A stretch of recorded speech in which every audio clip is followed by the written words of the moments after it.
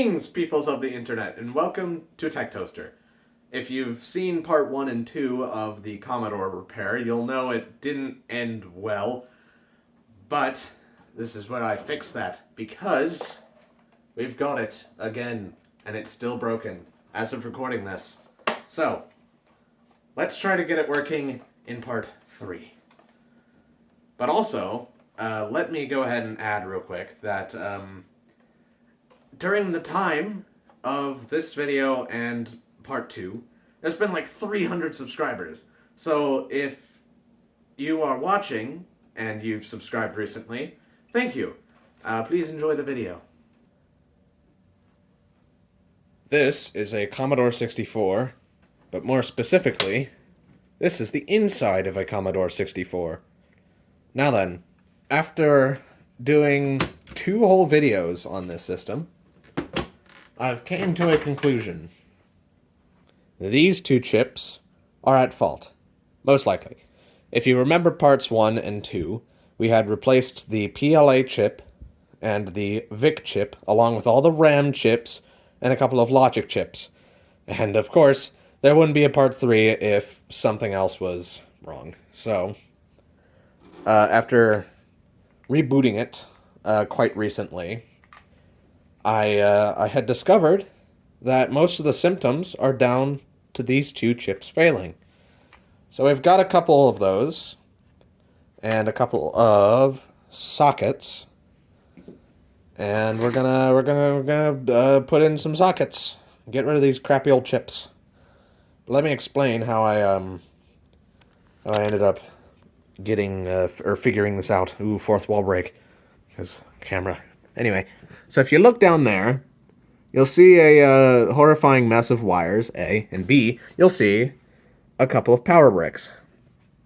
Now that is actually currently hooked up to my VIC-20. I had built a new Commodore power supply out of a 5-volt phone charger and a 9-volt AC Nintendo adapter.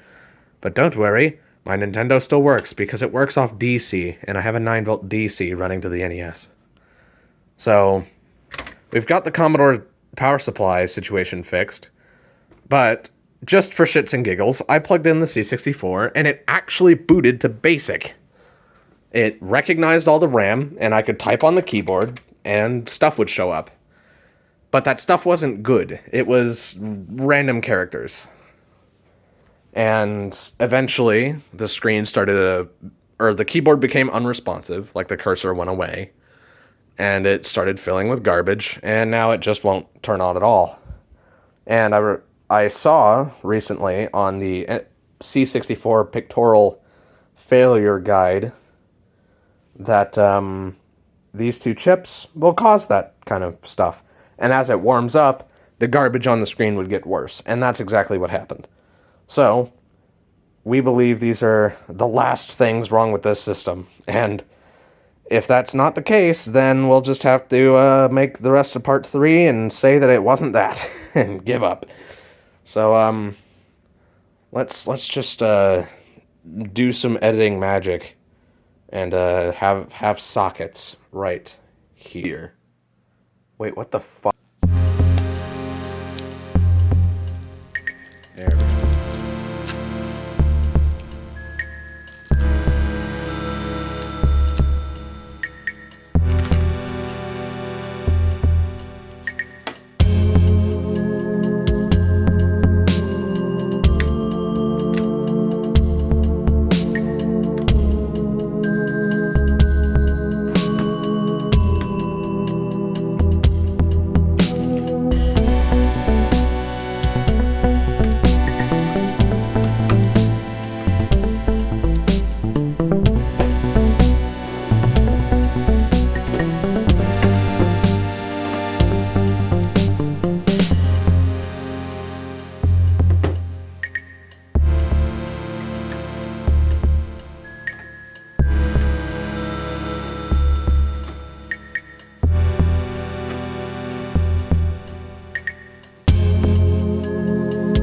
Time for the smoke test.